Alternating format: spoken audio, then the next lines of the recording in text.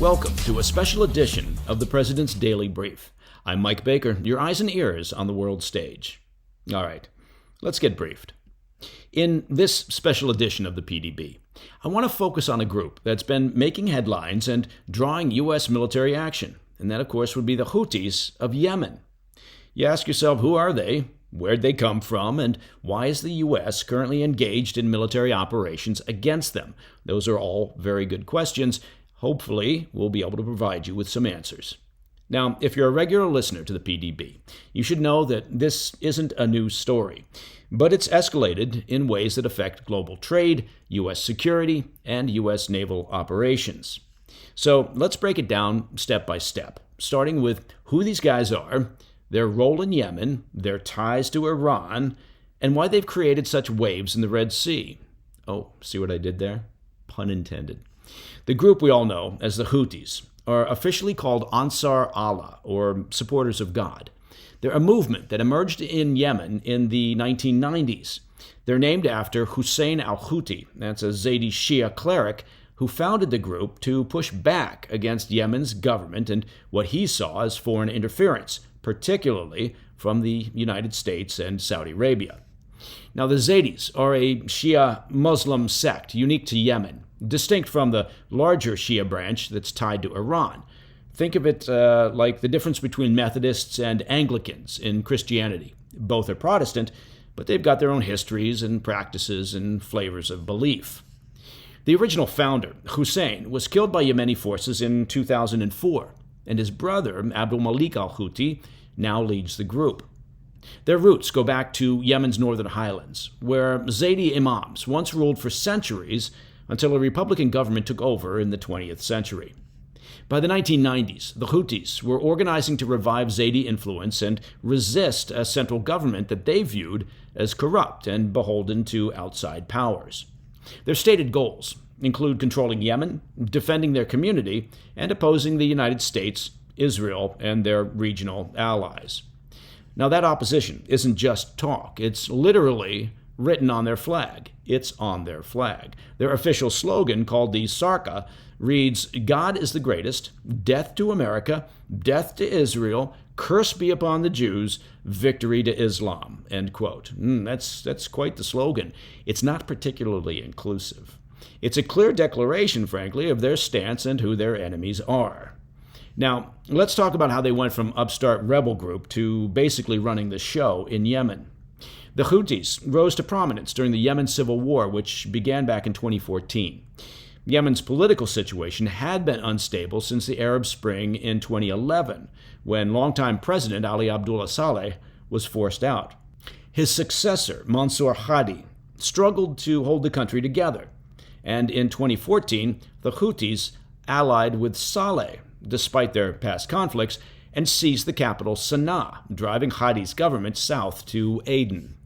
Hadi fled to Saudi Arabia in 2015, and a Saudi-led coalition stepped in to restore him, launching airstrikes and a blockade against the Houthis. Iran backed the Houthis in this fight, so you can see where this is going, turning it into a proxy war between Saudi Arabia's Sunni coalition and Iran's Shia-aligned interests. The conflict has reportedly killed hundreds of thousands. It's displaced millions and left Yemen in a humanitarian crisis marked by famine and disease. The Houthis have held Sana'a and much of western Yemen since 2014, even after a fragile ceasefire with Saudi Arabia in 2022. Hadi's government, recognized internationally, remains in Aden, but really has very, very little control. The Houthis are effectively the governing power in the northwest, with a military capable of challenging bigger players. Iran's support is a key factor in the Houthis' strength. They're part of Iran's so-called axis of resistance. That's the network of anti-Western, anti-Israel groups, including Hezbollah in Lebanon and, of course, Hamas in Gaza, with the oft-stated goal of destroying Israel.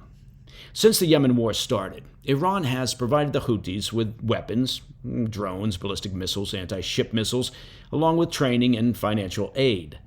Now, this violates a UN arms embargo, though Iran denies direct involvement, claiming it's only political support. Evidence suggests otherwise.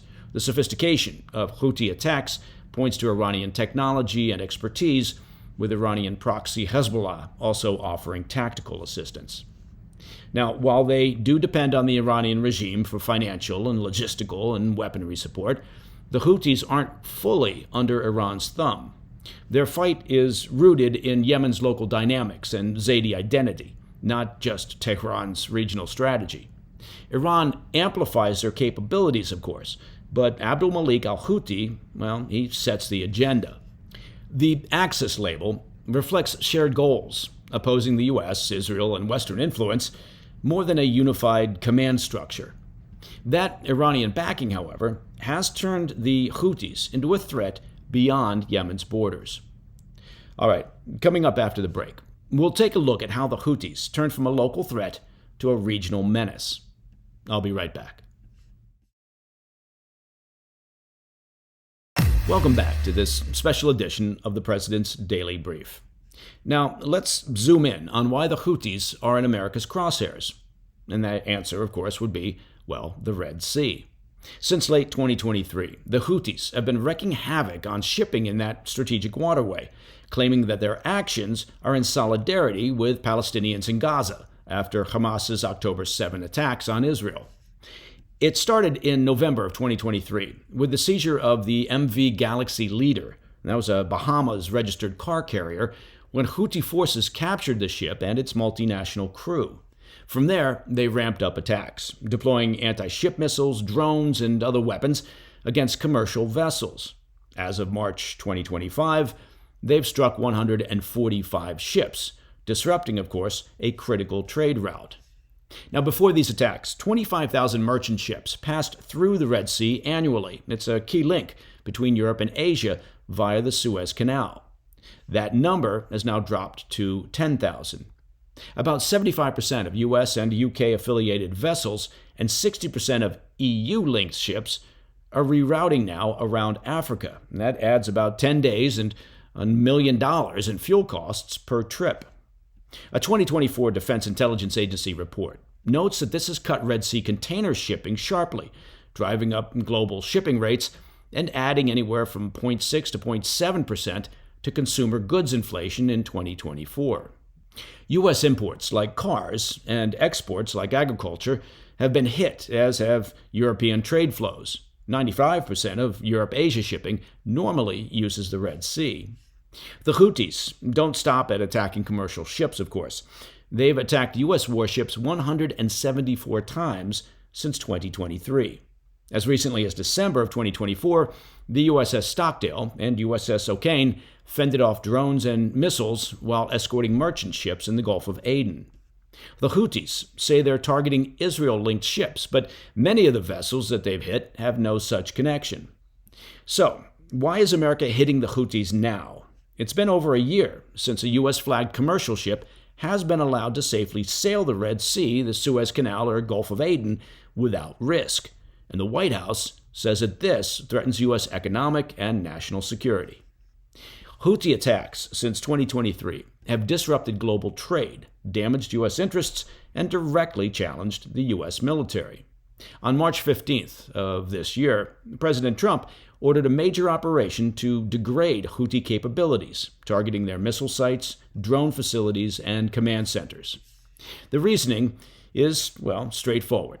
Economically, the Red Sea's a lifeline. These shipping disruptions hit American consumers and exporters hard. Nationally, 174 attacks on U.S. warships can't go unanswered. They've targeted destroyers like the USS Carney, the USS Gravely, and USS Spruance with missiles and drones, often intercepted, but still they're at risk. The U.S. has been responding since 2023.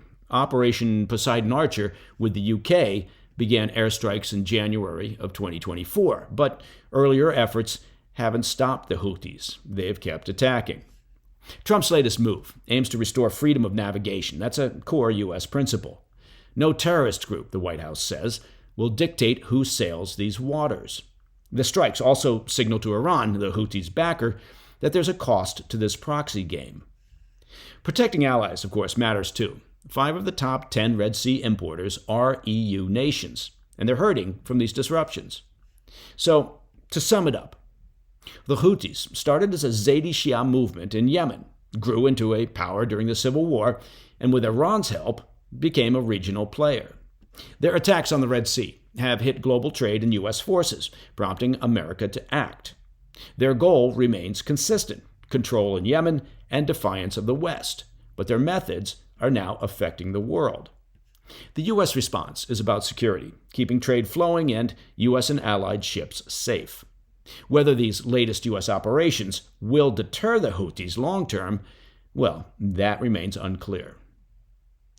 And that, my friends, is all the time we have for this special edition of the President's Daily Brief. As always, to listen to the show ad-free, well, become a premium member of the President's Daily Brief by visiting pdbpremium.com. I'm Mike Baker, and I'll be back soon with your next episode of the President's Daily Brief. Until then, stay informed, stay safe, stay cool.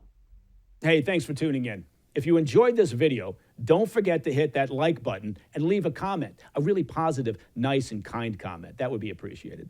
And if you're not already subscribed to our channel, make sure to subscribe and turn on notifications so you don't miss any of our daily updates. So a President's Daily Brief special edition about the Houthis. The Houthis. Who doesn't love to talk about the Houthis? Houthis and the blowfish. Yeah, that was obvious. Sorry about that.